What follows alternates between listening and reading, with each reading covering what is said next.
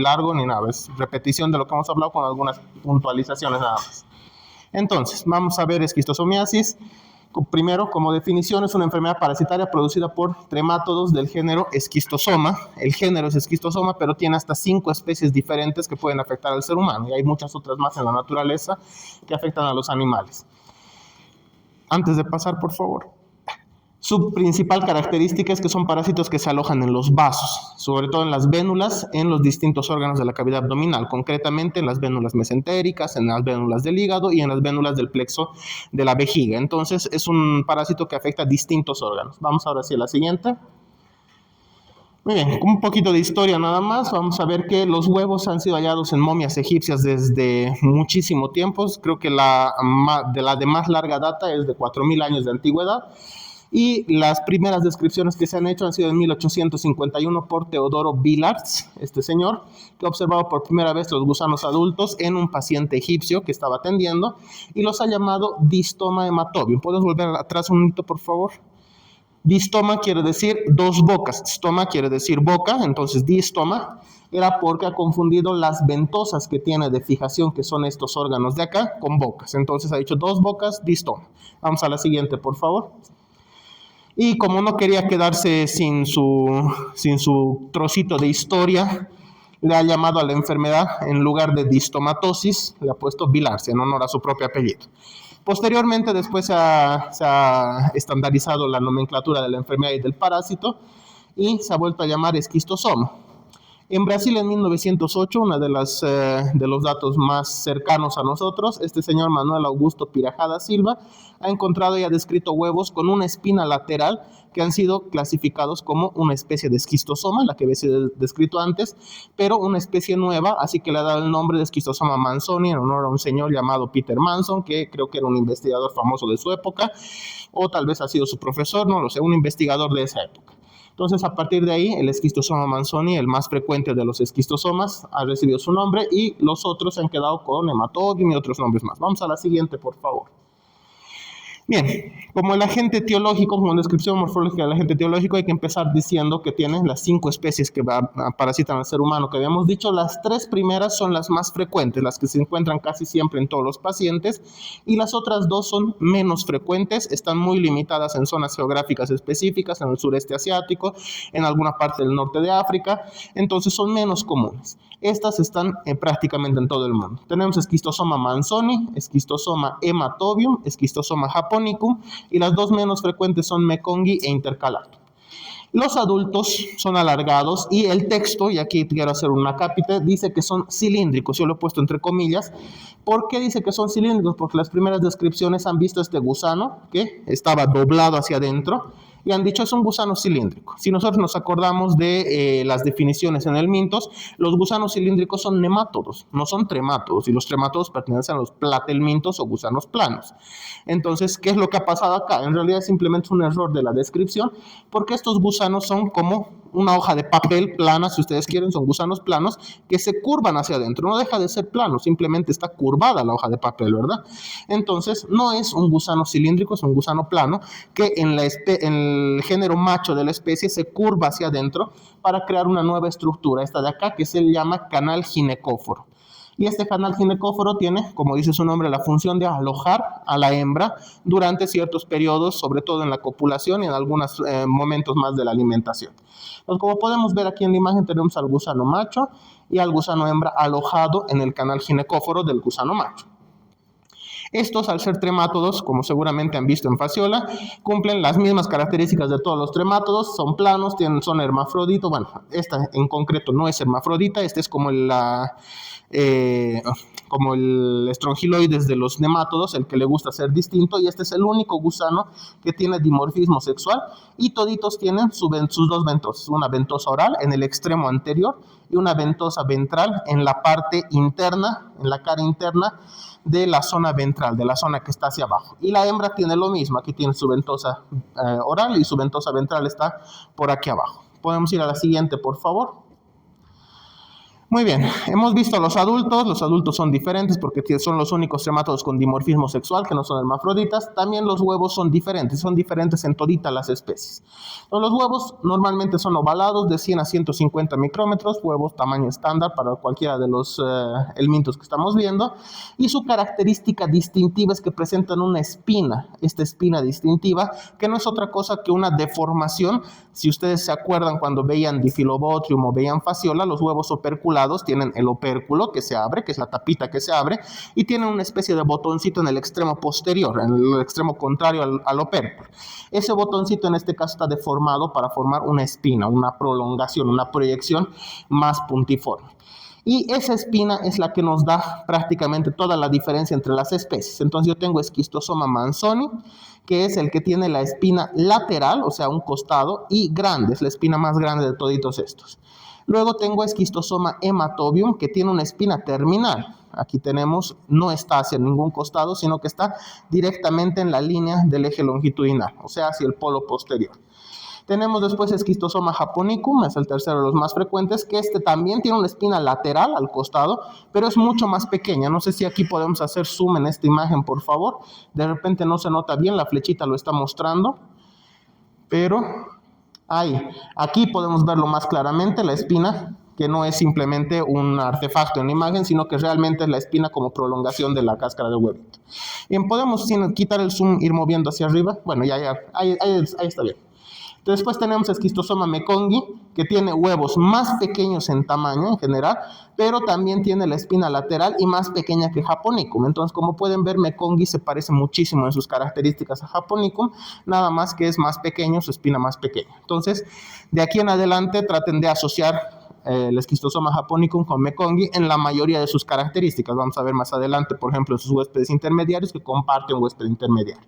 Y finalmente el Schistosoma intercalatum, que también tiene una espina terminal, así que lo vamos a asociar bastante con Schistosoma hematobium, que tiene la misma característica, pero la diferencia acá es que el huevo es mucho más alargado, más deforme, como pueden ver, más largo que ancho. En cambio aquí es mucho más ovoide, más redondito.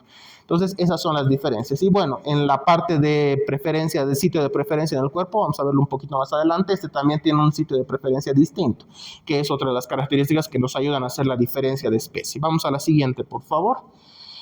Bien, igual que en las otras especies de tremátodos, tenemos un ciclo de vida complejo con varios estadios intermediarios, que no son precisamente estadios larvarios, sino estadios de la evolución.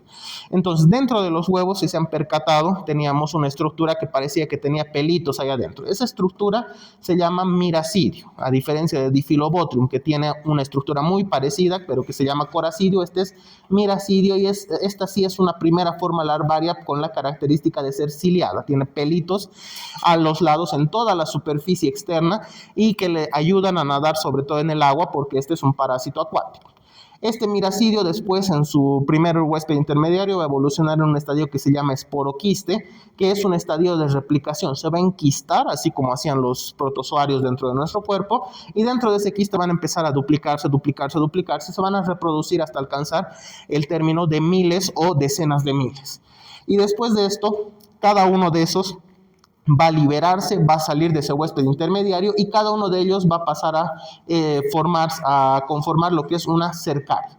Esta cercaria, igual que otros parásitos que también tienen cercaria, es una forma móvil que va a ir a buscar a su siguiente huésped. En este caso no hay un segundo huésped intermediario, a diferencia de los otros que tenían a los cangrejos, a los pescados. Este directamente nos va a ir a buscar a nosotros, a los mamíferos de sangre caliente, y tiene la capacidad de penetrar la piel, porque tiene una cabeza que secreta sustancias líticas. Entonces, muy parecido a lo que hacían las larvas de uncinarias y de strongyloides, en este caso van a ir directamente y van a penetrar la piel.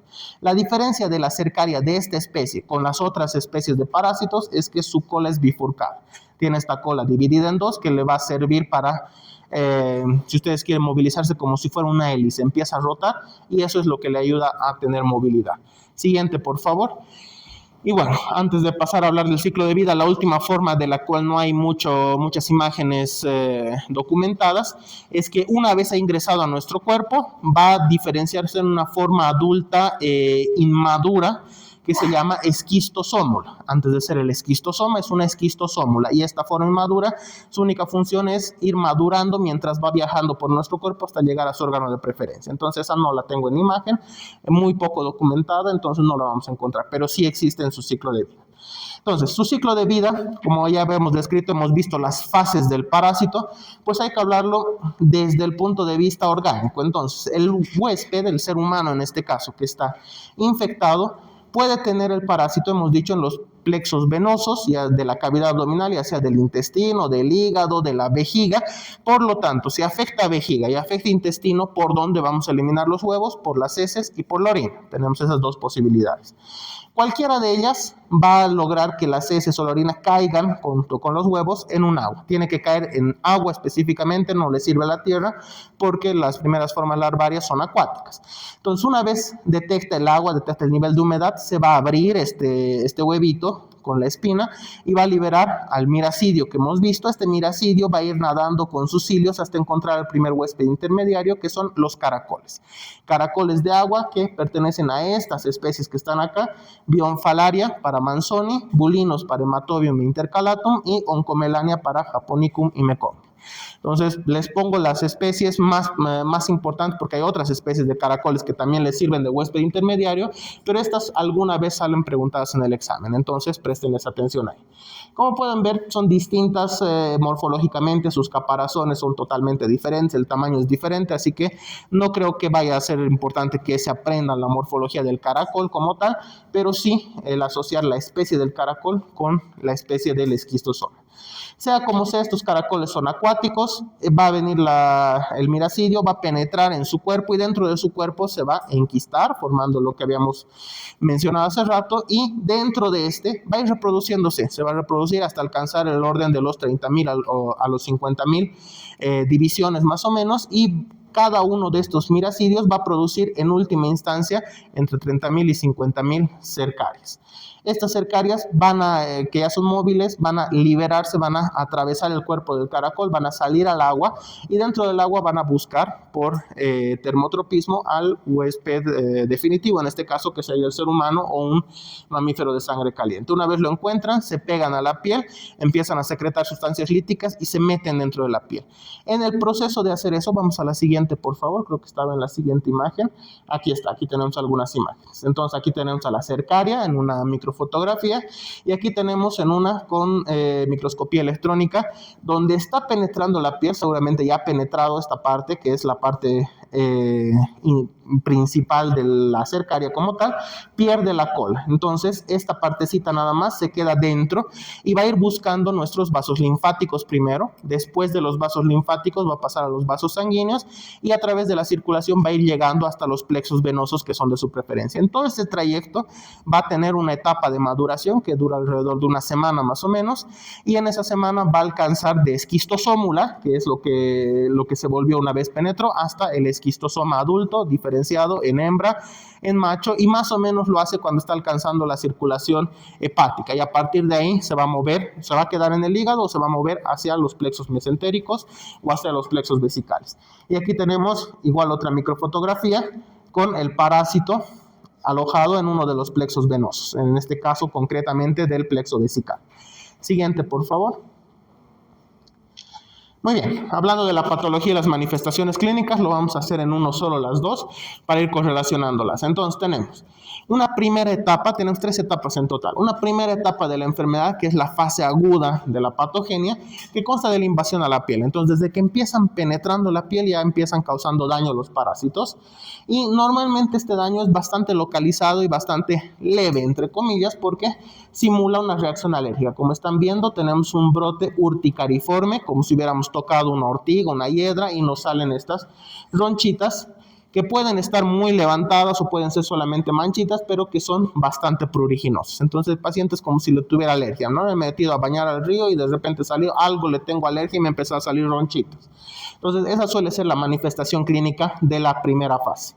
No suele pasar mucho más y aparece rápido. Miren, un día después de la invasión, o sea, he ido al río ayer, hoy día ya me está apareciendo los síntomas. Puede llegar a durar hasta una semana. Puede haber una reacción alérgica mucho mayor si a veces la idiosincrasia del paciente hace que le tengamos alergia a distintos tipos de cosas y la primera vez que entramos en contacto con el parásito no sabíamos, teníamos alergia y esta reacción se va a extender por muchísimo más del cuerpo. Normalmente cada una de estas ronchitas o estas papulitas urticariformes corresponde a un sitio de ingreso de la cercaria, o sea, cada una de estas es una cercaria que ha ingresado en el cuerpo. Pero cuando tenemos una reacción alérgica, empiezan a surgir mucho más extenso este brote de urticariforme y no necesariamente cada uno de estos corresponde a una cercaria, simplemente es la sobrereacción alérgica que está sufriendo el paciente. Y vamos a acompañarnos con una eosinofilia temprana porque es detectado muy rápido el parásito dentro del cuerpo. Aquí tenemos una figura muy particular que se llama la fiebre de Katayama, que como dice es una reacción de hipersensibilidad sistémica que se da de 2 a 8 semanas después de la infección. O sea, ya pasó toda esta etapa que se va a presentar, que son los síntomas normales, pero luego de 2 a 8 semanas el paciente puede empezar a cursar con fiebres, escalofrío, malestar general, mialgias, artralgias, tos seca, diarrea y cefalea. Entonces, dolor de cabeza, síntomas digestivos, síntomas respiratorios, suele confundirse con gripes, aunque ahí la diarrea un poco está fuera del lugar, pero suele confundirse con gripes, porque ahí tiene su sensación de malestar general, sus dolores articulares, musculares y su fiebre. Entonces hay que tener mucho cuidado y preguntar siempre que tengamos esto los antecedentes. Hoy en día, esto ya no está descrito en el texto, pero hoy en día además se puede confundir con COVID, porque sabemos que el COVID también tiene manifestaciones digestivas y una persona con COVID puede estar tosiendo con su fiebre y además tener su diarrea. Entonces hay que tomarlo en cuenta también para el diagnóstico diferencial.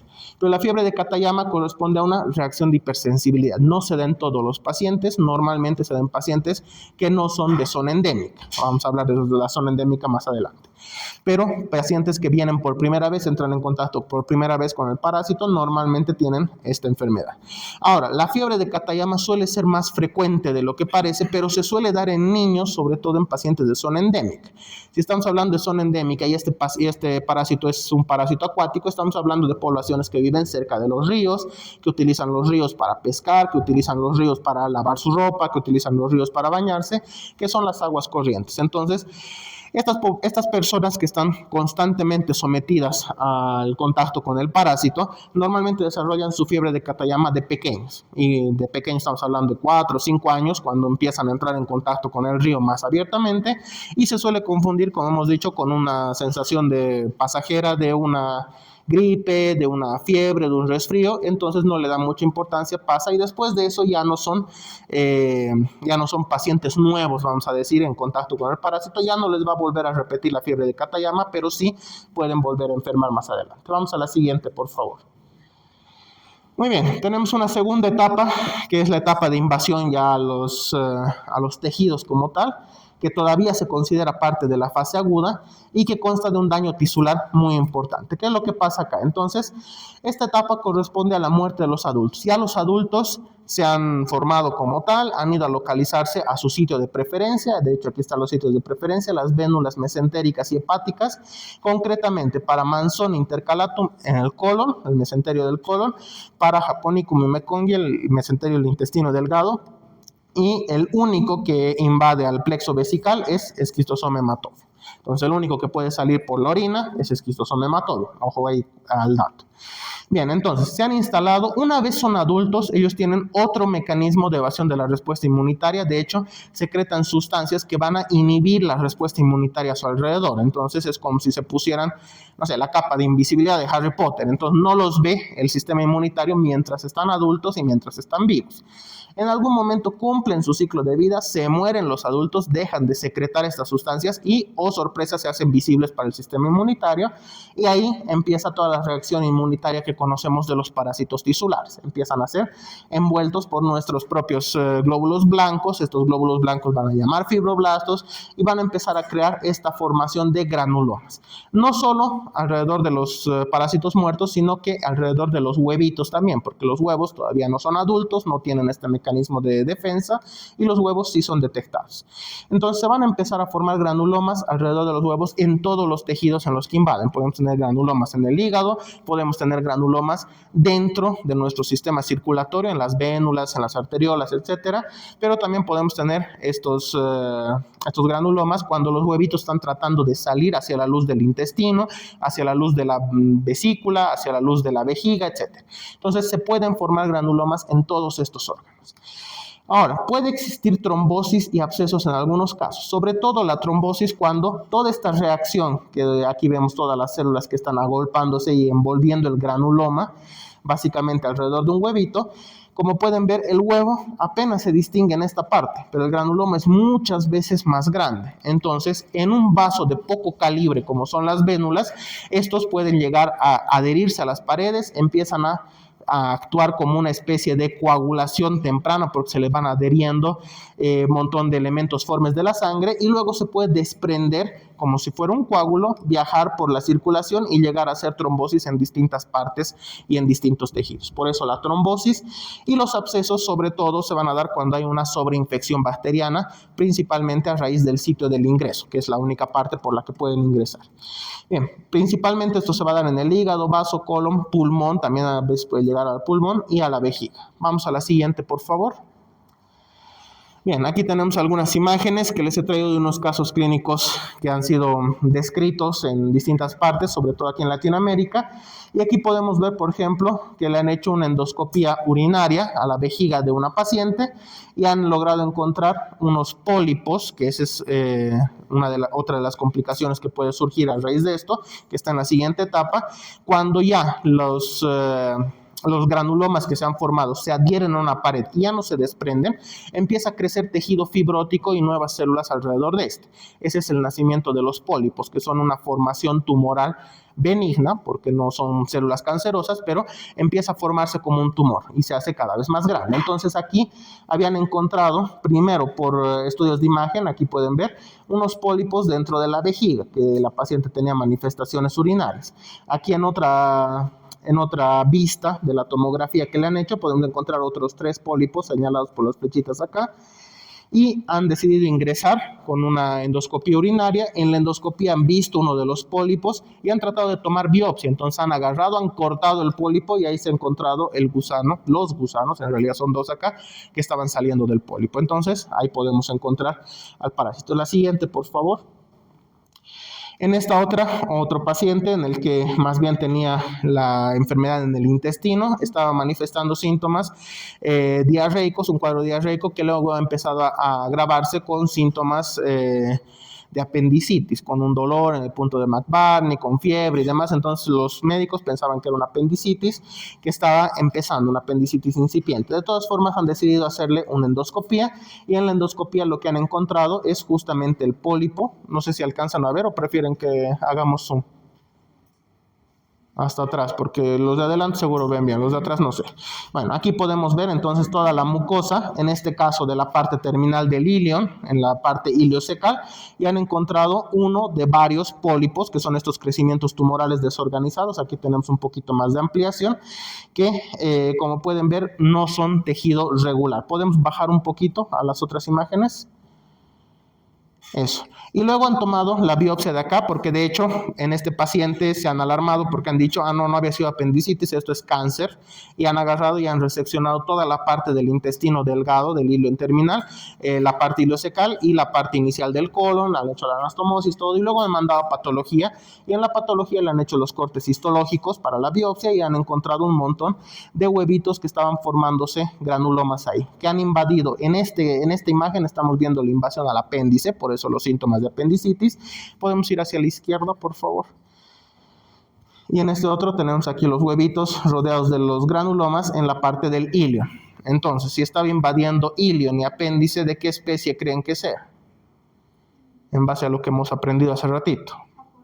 Muy bien, Japonicum. Y como pueden ver, creo que aquí se alcanza a ver los huevitos con la espina terminal, que corresponde a Japonicum, correctamente. Perdón, no a Japonicum, a Mekongii, perdón. Vamos a la siguiente, por favor.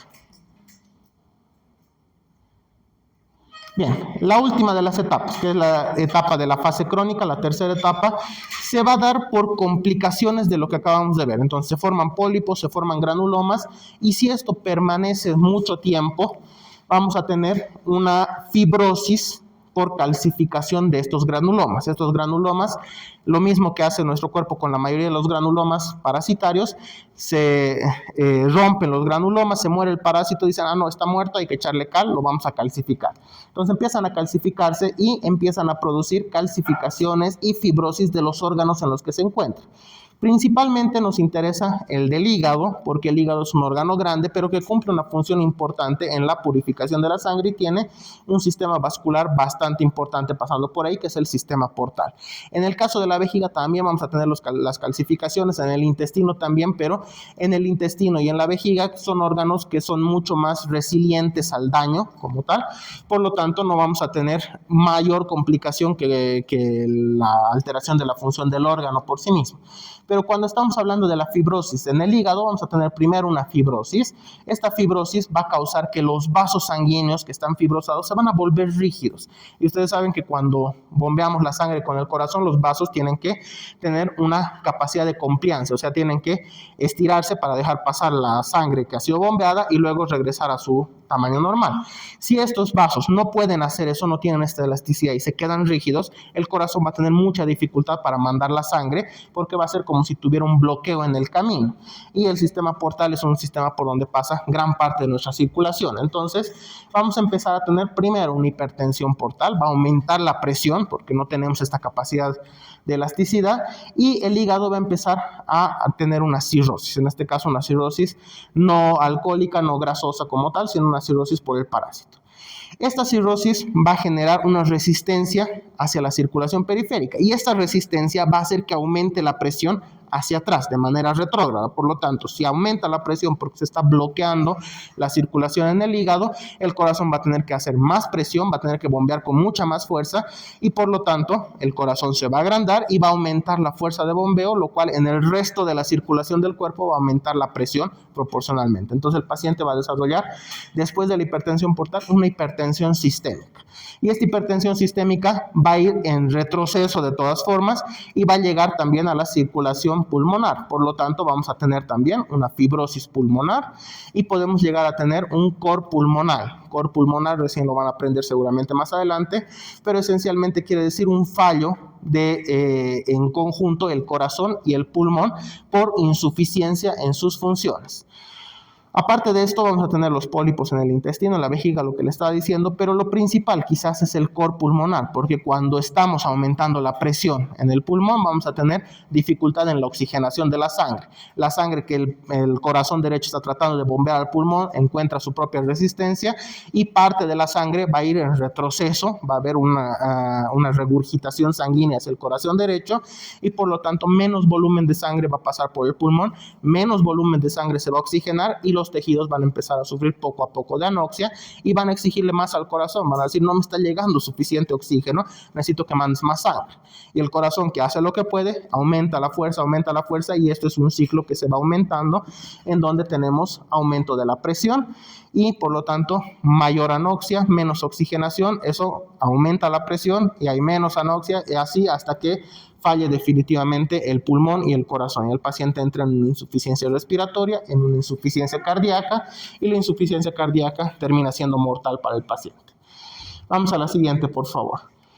De repente algo que me he olvidado poner acá en las diapositivas, pero que es importante mencionar, bueno, hemos dejado un poco de lado lo que pasa en la vejiga con el esquistosoma hematobium, pero en la vejiga, además de todo lo que hemos hablado, cuando los huevitos estén tratando de atravesar la pared de la vejiga para salir hacia la luz de la vejiga y ser eliminados en la orina, esta lesión que se produce en la vejiga va a producir un sangrado. Entonces, uno de los síntomas más frecuentes de pacientes con esquistosomiasis urinaria va a ser sangre en la orina. Vamos a tener hematuria, que en un inicio es una hematuria oculta, vamos a tener unos cuantos glóbulos rojos en la sangre, pero conforme se va haciendo más masiva la infección, vamos a tener una hematuria franca. El paciente va a orinar color rosado o rojo directamente y muchas veces sin dolor. Entonces al paciente lo que más le va a llamar la atención es: estoy orinando sangre pero no tengo ningún dolor, y ese suele ser el motivo de consulta con el médico.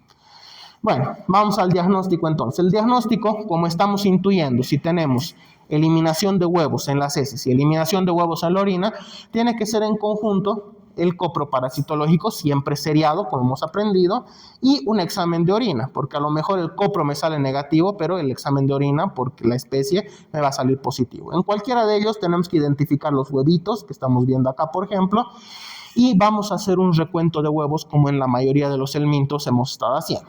¿Para qué? Para diferenciar la infección leve, la media y la intensa, y siempre mientras más intensa la infección, más probabilidad de complicación tiene el paciente. Entonces, para Schistosoma manzoni y Japonicum, vamos a tener un recuento de huevos menor a 100 huevos por gramo, infección leve, de 100 a 400 media y mayor a 400 una infección intensa. Pero si se fijan, solo para Schistosoma hematobium vamos a tener menor de 50 huevos por gramo de materia fecal, de huevos por gramo, es una infección leve, y directamente 50 o más es una infección intensa. Entonces los valores son mucho más bajos que para el resto. ¿Por qué creen que sea esto? Por el daño que puede llegar a causar. ¿En qué sentido por el daño? Ya que es el único que puede invadir lo que es el plexo, bueno, en este caso plexo vesical. Ok, va por ahí. Entonces, el recuento, tal vez por ese motivo sea menor, o sea, si hay menor cantidad ya es un riesgo más grave que a diferencia de los otros. Muy bien, porque necesito menos huevos de este para causar un daño similar o mayor a un plexo venoso de la vejiga, que es mucho más pequeño que el plexo venoso del intestino. El intestino tiene varios metros y por lo tanto un montón de vasos sanguíneos en donde pueden estar.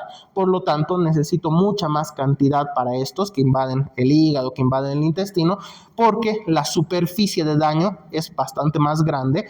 Necesito muchos más huevos para causar daño. En cambio, como la superficie de la vejiga y del plexo vesical es mucho más pequeña, me bastan poquitos huevos para tener una mayor probabilidad de complicaciones. Por eso la diferencia.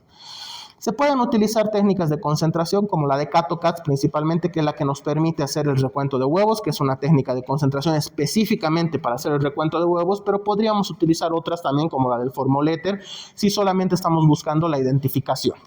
Entonces vamos a ver los huevitos así. En este caso estamos viendo en una muestra urinaria. Vamos a la siguiente, por favor. Siguiente diapositiva, ahí. Tenemos otros métodos complementarios de diagnóstico, pero vamos a ir hablando de cada uno en particular. Vamos a empezar con las pruebas serológicas. La anterior, copro y examen de orina, son técnicas directas, porque yo tengo que ir, mirar y reconocer al parásito, su morfología y tal, para poder reconocer la forma y demás. En cambio, las pruebas serológicas son técnicas indirectas que van a ir a buscar la respuesta inmunitaria contra el parásito. Y ahí la más frecuente, la más utilizada siempre es el ELISA, pero tenemos la hemaglutinación, la fijación del complemento, y también tenemos el Western blot como una alternativa cuando el ELISA no es muy confiable, que digamos. Ahora, de preferencia siempre hacemos las técnicas directas, de preferencia, pero también no son perfectas. Hay una posibilidad de que habiendo hecho el copro, habiendo hecho el examen de orina, incluso si es de manera seriada, no encuentre nada, pero toda la sintomatología me apunta a esquistosomiasis. El paciente ha cursado con fiebre de Katayama, o sea, muy específico de esquistosomiasis, y después de eso ha tenido molestias, incluso si ha tenido molestias urinarias, está orinando con sangre. Toda la clínica se junta para decirme esto es esquistosomiasis, pero no sale nada en el copro, no sale nada en el examen de orina. Recién puedo recurrir a estos porque de repente no está con una infección muy severa, el paciente está eliminando poquitos huevos y lo hace de manera irregular. Entonces puede que ahí el azar haya influido en que no encuentre nada, pero siempre va a tener sus defensas activas. Entonces yo le pido una ELISA, una hemaglutinación o una fijación del complemento. Estas técnicas de por sí tienen la posibilidad de fallar, tienen la posibilidad de dar un falso negativo o un falso positivo. Entonces ahí puede ser también que me salga un resultado negativo cuando la clínica me está indicando que sí es esquistosomiasis, o en algunos casos puede salir directamente indeterminado. El de laboratorio te dice no se puede leer porque el resultado ha salido indeterminado. Entonces me ha fallado este examen, puedo recurrir al Western blot, que tiene una sensibilidad casi perfecta. Estamos hablando del 98% para arriba, así que sería esta mi última alternativa de confirmación. Y por supuesto siempre tengo el PCR, aunque no esté anotado aquí, que es la reacción en cadena de la polimerasa, que es la técnica definitiva primitiva porque únicamente va a identificar el genoma del parásito, así que no necesito ni siquiera tener el parásito completo, nada, pero vuelvo a decir, no lo pido de regular, lo pido como última alternativa cuando todo lo demás me falla. Todas las otras son complementarias. La biopsia, que son las imágenes que les he ido mostrando hace rato, por ejemplo, la biopsia nos va a ayudar a identificar los huevitos, los granulomas, pero normalmente no le pido biopsia a un paciente por sospecha de esquistosomiasis. Se lo pido cuando me estoy confundiendo, como en el caso que les había mostrado, debe ser cáncer, entonces mandamos todo el tejido a biopsia y ahí recién en la biopsia se hizo la identificación del agente. Entonces, la biopsia no es algo que yo le pido para diagnosticar esquistosomiasis. Le pido para cualquier otra cosa y puedo tener un hallazgo casual dentro de la biopsia del parásito o de sus huevos. Y los estudios de imagen, como les he mostrado también en uno de los casos, no me van a ayudar a diagnosticar la especie del parásito, me van a ayudar a diagnosticar el daño en el tejido que éste ha sufrido. Por ejemplo, aquí no se lee muy bien, pero esta es básicamente una ecografía de una vejiga, con la vejiga llena, donde se está observando toda esta zona blanquecina. Es una zona fibrosada de la pared de la vejiga.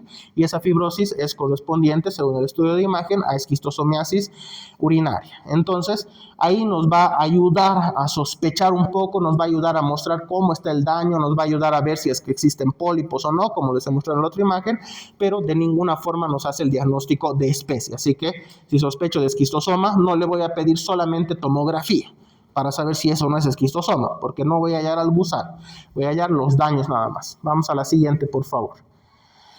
Bien, finalmente para este tema tenemos el tratamiento, como para la mayoría de los platelmintos que venimos viendo, el praziquantel es la primera opción, la primera alternativa, la mejor en resultados y en eficacia. Tenemos a 40 a 60 miligramos por kilogramo de peso de dosis, única, dividida en 2 tomas, o sea, una sola dosis, voy a calcular, lo voy a partir en 2 para que no le haga daño al paciente y le voy a dar una en la mañana y otra con 3 horas de diferencia. Y puedo ya alcanzar un 85 al 90% de curación. Este es el mejor resultado que tenemos en los medicamentos hasta ahora. Otras alternativas que los textos mencionan, ahí tenemos la oxamniquina, tenemos el metrifonato y tenemos el artemeter. El artemeter ya lo conocemos de la malaria, era uno de los medicamentos pilares de la malaria. Y en este caso, todos estos tienen una eficacia muchísimo menor, estamos hablando de alrededor del 60 al 70%, y en concreto el artemeter solamente se ha encontrado su eficacia en estudios hechos in vitro, o sea, en el laboratorio para ver si le afecta al parásito o no, pero no tenemos ningún estudio de que sea eficaz realmente en los seres humanos. Estos dos están sustentados por unos pocos estudios que han dicho se ha encontrado una curación en esta muestra de personas de un 60, de un 70%, pero no tienen un nivel de evidencia suficiente para decir este es mi tratamiento de elección. Entonces, quédense con el praziquantel siempre que puedan. Estos de ahí está bien para tenerlos como alternativa. Vamos a la siguiente, por favor. Y para la prevención es bastante sencillo. Si conocemos el ciclo de vida, sabemos que es una enfermedad de agua corriente, no de tierra húmeda, de agua directamente.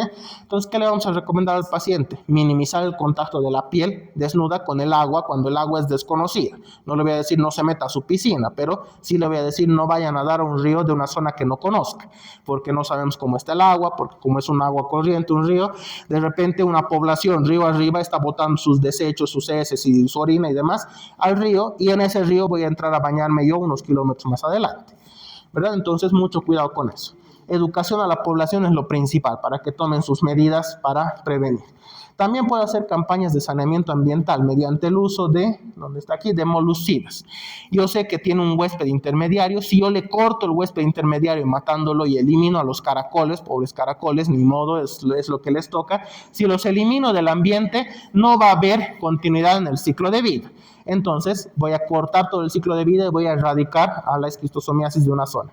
Pero en el caso de los molucidas es muy difícil porque los caracoles son como las cucarachas en la tierra, no se mueren con nada, así que lo puedo hacer, por ejemplo, en una laguna, como en la laguna Lalay, y durante un tiempo va a estar libre de caracoles, pero al poco tiempo van a volver a aparecer, van a volver a venir.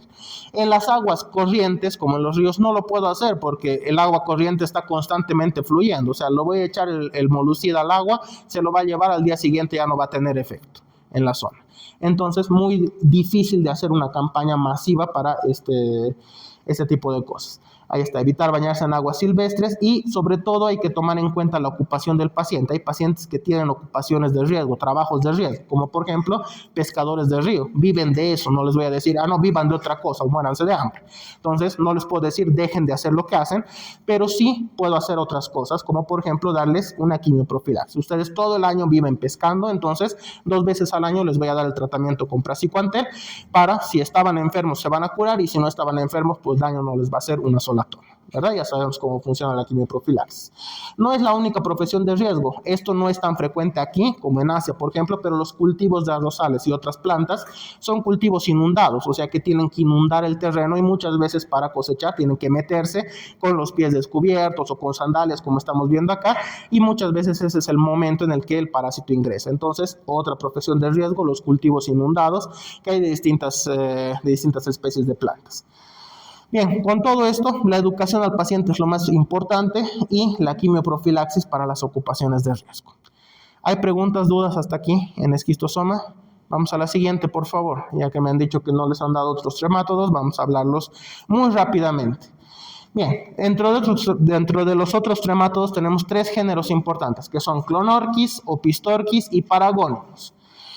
Vamos a hablar primero de Clonorchis y Opistorchis, que son básicamente idénticos los dos, así que simplemente son genéticamente distintos, pero morfológicamente y patológicamente son exactamente iguales.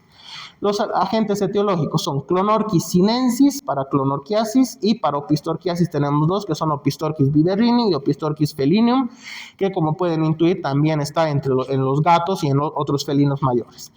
El parásito como tal, ahora volvemos a lo habitual que conocíamos en fasciola y a los tremátodos en general. Es un parásito plano con forma de hoja, en este caso particularmente más alargado que ancho. Fasciola era un poquito más ovalada, más anchita. Más bien el texto dice forma navicular o forma de cigarro porque es muchísimo más largo. Pero contiene las mismas características que estamos acostumbrados. Tenemos su ventosa oral, tenemos su ventosa ventral, que está por acá, más o menos a esta altura, estamos viendo la parte dorsal en este caso, tenemos un intestino y tenemos su aparato reproductor femenino y su aparato reproductor masculino. Ahí tenemos los ovarios, el receptáculo seminal y tenemos incluso su vejiga excretora. Entonces, vuelven a ser parásitos hermafroditas. Vamos a la siguiente, por favor. Muy bien, el ciclo de vida en este caso. El ciclo de vida, este es un parásito que va afectar principalmente el intestino, los dos, el intestino delgado, el duodeno concretamente, por lo tanto son enfermedades intestinales, van a botar sus huevitos operculados, como los conocemos de fasciola y de Diphyllobotrium, van a salir en las heces, van a caer al agua, y en el agua van a afectar otras especies de caracoles, que no nos interesan tanto su especie, pero el caracol va a ser su primer huésped intermediario. El huevito da lugar al miracidio, lo que conocemos de antes, al miracidio al caracol. Dentro del caracol se va a formar el esporoquiste da lugar a la redia da lugar a la cercaria, y la cercaria es la siguiente forma que va a salir del caracol a su segundo huésped intermediario, que en el caso de fasciola era una planta, en este caso es un pescado, más parecido al Diphyllobotrium lato. Entonces va a venir esta cercaria, como pueden ver no tiene la cola bifurcada, esa era característica de esquistosoma nada más, se va a meter entre los tejidos del pescado, principalmente a través de las branquias que tiene, y dentro del tejido de la carne se va a volver una metacercaria. Esta cercaria va a perder su cola y se va a enquistar, va a formar un quiste, ese se llama metacercaria, y nosotros lo vamos a adquirir cuando ingerimos la carne de pescado crudo. Entonces, mucho cuidado con el sushi, mucho cuidado con el ceviche, mucho cuidado con esas comidas que ahora están de moda acá, pero que son de pescado crudo, que no sabemos su procedencia, de dónde vendrá el pescado, vendrá del lago Titicaca, vendrá de la laguna de Corani, no lo sabemos. Entonces, mucho cuidado con eso. Vamos a la siguiente, por favor. Y bueno, por supuesto, dentro de nuestro cuerpo lo digerimos y en nuestro intestino se va a liberar y ahí va a formar el adulto. Entonces, hasta ahí el ciclo de vida de Clonorchis y Opistorchis. Ahora vamos a ver el de Paragonimiasis. Luego vamos a ver la patogenia de los dos en conjunto. Entonces, Paragonimiasis es la enfermedad producida por un agente etiológico del género Paragonimus. Hay varias especies de Paragonimus, pero la principal, la que da en el 90% de los casos, es Paragonimus westermani. Como pueden ver, este es mucho más ovalado, mucho más anchito, pero sigue siendo igual un tremátodo con todas sus características. Tiene su ventosa oral, tiene su ventosa ventral, es hermafrodita, todo lo mismo que conocemos en cuanto a la morfología. Vamos a la siguiente, por favor. Bien, aquí tenemos una particularidad, por eso es que estoy describiendo el ciclo de vida distinto y luego vamos a hablar de la patogenia en concreto. Entonces, el otro parásito era un parásito intestinal, se quedaba en el intestino.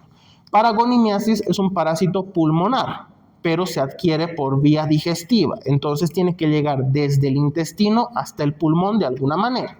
Entonces, ¿qué es lo que pasa? Tenemos al huésped aquí contagiado, está con su paragónimos en el pulmón, con su parásito en el pulmón, y el parásito pone huevitos. Esos huevitos se pueden hacer granulomas y demás en el pulmón, pero salen hacia la luz pulmonar, hacia la luz alveolar, y en la luz alveolar van a ser detectados, va a haber un proceso inflamatorio dentro del pulmón, vamos a tener síntomas pulmonares, y dentro del proceso inflamatorio tenemos la eliminación de líquido, de plasma y la formación de la mucosidad, las flemas que normalmente tenemos al toser. Entonces el paciente empieza a toser, bota sus flemas, las escupe al agua y ese es el momento en el que los huevitos caen al agua. Los huevos en el agua van a embrionarse y una vez embrionados van a liberar lo mismo que conocemos, miracidio. El miracidio va a ir a otro caracol de otra especie que no nos interesa, pero dentro del caracol lo mismo, va a formarse un esporoquisto, la redia va a dar lugar a varias cercarias y las cercarias van a salir del caracol. Hasta ahí estamos hablando exactamente de lo mismo. Aquí cambia el segundo huésped intermediario, que en lugar de ser pescado, ser las algas o los berros que veíamos en los otros parásitos, ahora son los crustáceos pequeñitos, como por ejemplo los camarones, pero nosotros no tenemos tanto camarón. ¿Qué otro crustáceo tenemos aquí que se come bastante bien, sobre todo en Tarija? Cangrejitos de río, ¿verdad? Entonces, otro alimento con el cual hay que tener mucho cuidado al consumirlo.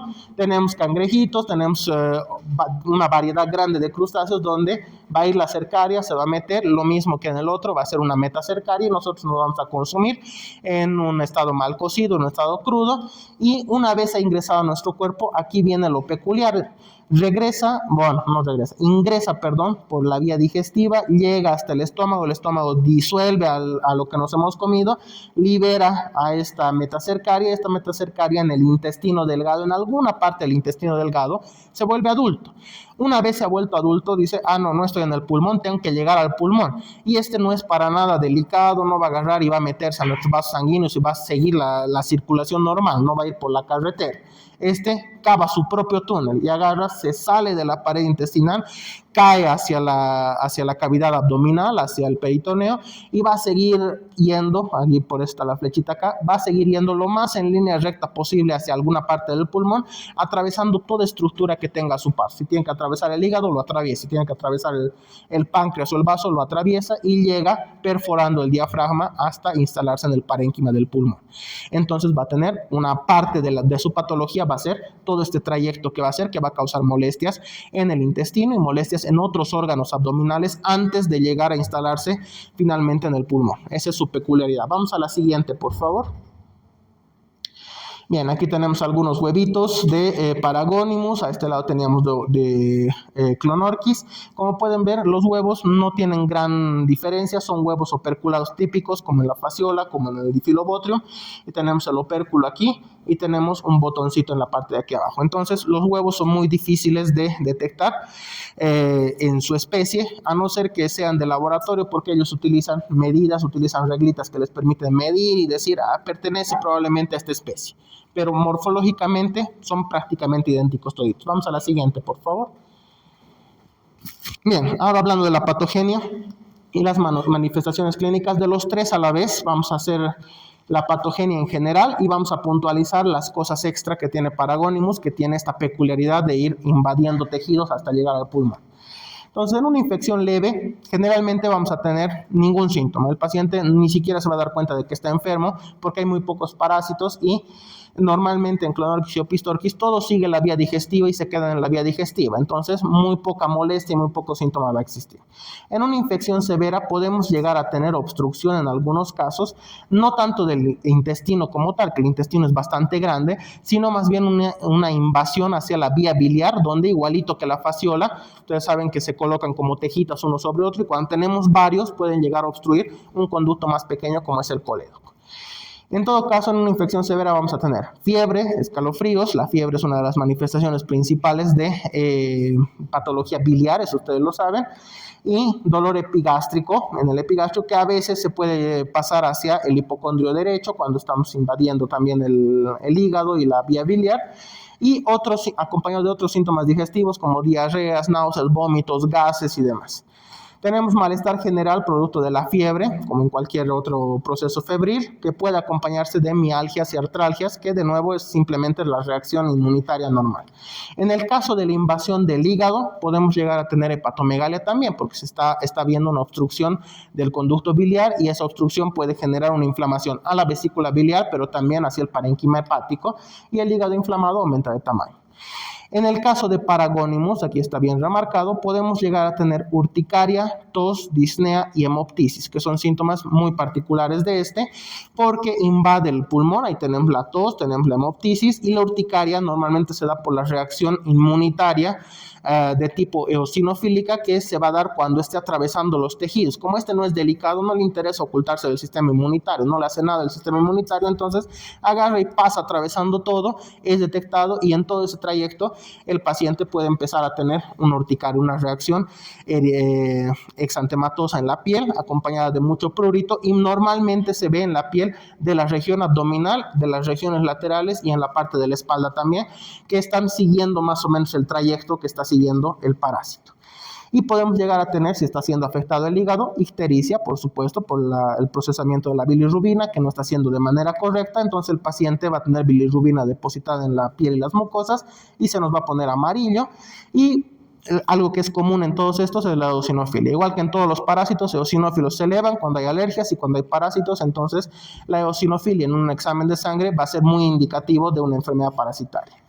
Y las complicaciones, de repente toditos estos, a diferencia de fasciol y los otros, se caracterizan porque entre sus complicaciones no solamente van a tener complicaciones agudas que afectan la vía biliar, como colangitis, colecistitis, cirrosis hepática en algún caso, sino que además está descrito el colangiocarcinoma. Por algún motivo que no está bien definido hasta el día de hoy, se ha encontrado en muchos estudios que hay asociación de la presencia de estos parásitos con el desarrollo tardío en la vida de un cáncer en la vía biliar. Es prácticamente causa-efecto. Entonces, si un paciente ha tenido esto y durante mucho tiempo no ha sido tratado, probablemente 10, 20, 30 años después vaya a desarrollar su propio cáncer en la vía biliar.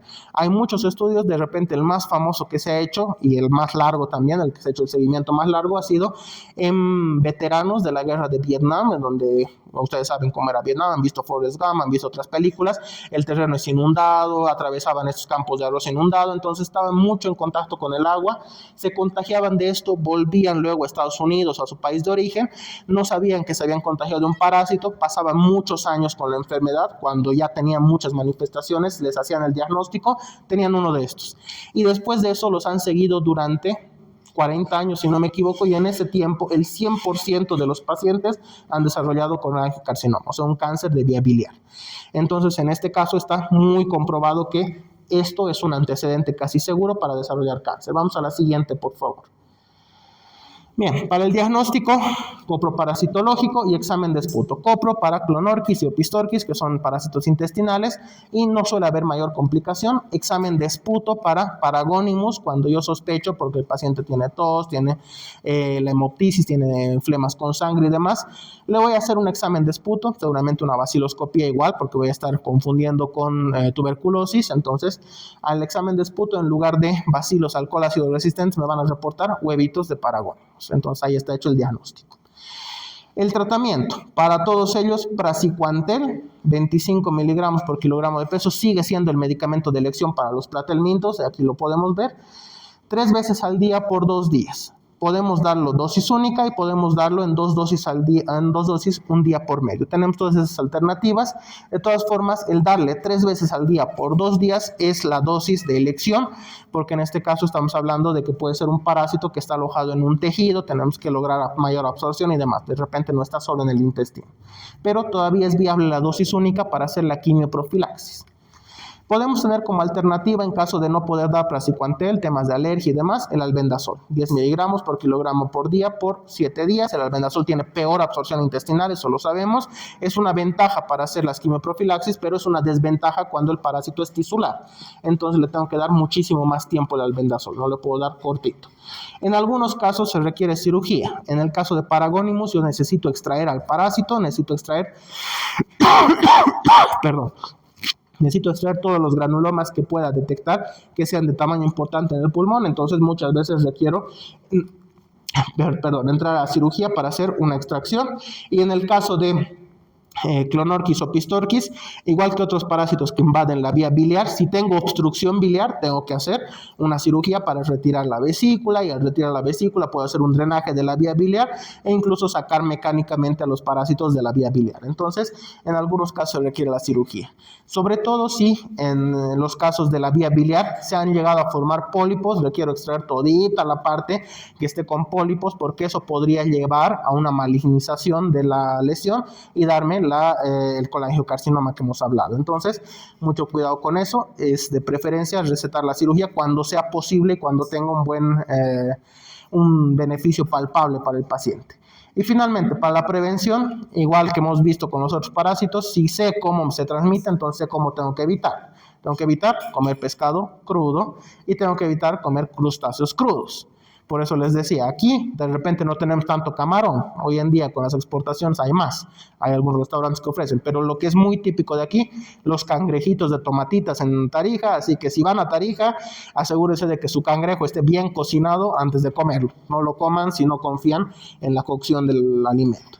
Disposición discretas, esto entra en la educación de las personas, que no anden haciendo sus necesidades, orinando en los ríos.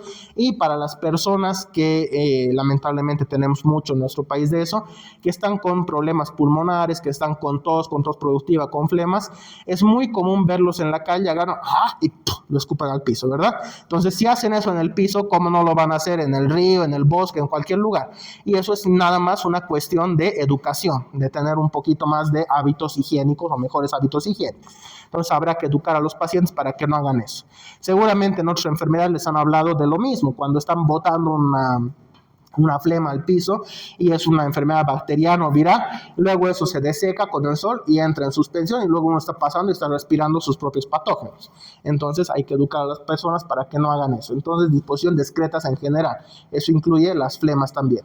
Y en algunas regiones se pueden hacer control de caracoles con molucidas y por supuesto podría llegar a hacer la quimioprofilaxis para personas que están en riesgo, o sea, las mismas personas que la esquistosomiasis, que están en contacto con el agua, o en este caso, como estamos hablando de pescado y crustáceos, además personas de la industria alimentaria, porque se ve mucho contagio en los mercados que normalmente comercian con pescado, con crustáceos, o en los ambientes de restaurantes también. Entonces, a estas personas que trabajan en estos oficios también les puedo recetar una quimioprofilaxis. Bien, creo que eso es todo. Vamos a la siguiente. Sí, eso es todo. ¿Hay preguntas, hay dudas hasta acá? ¿No? ¿Nada? Bueno, pues vámonos. Hemos terminado el tema. Gracias. La próxima clase el lunes, si no me equivoco, no es tema ya, sino que es como aclaración de dudas o algo así. No sé bien qué actividad van a hacer. En el cronograma sale eso. Aclaración de dudas y reforzamiento, clase de reforzamiento dice. Entonces, hasta aquí el temario de su parcial. El día viernes 10 tienen su examen. Estudien, no se confíen. El temario del Mintos es mucho más extenso que el de protozoarios y por eso muchas veces les hacen preguntas a propósito para confundirlos, sobre todo en los parásitos que se parecen mucho entre ellos. Bien, vámonos.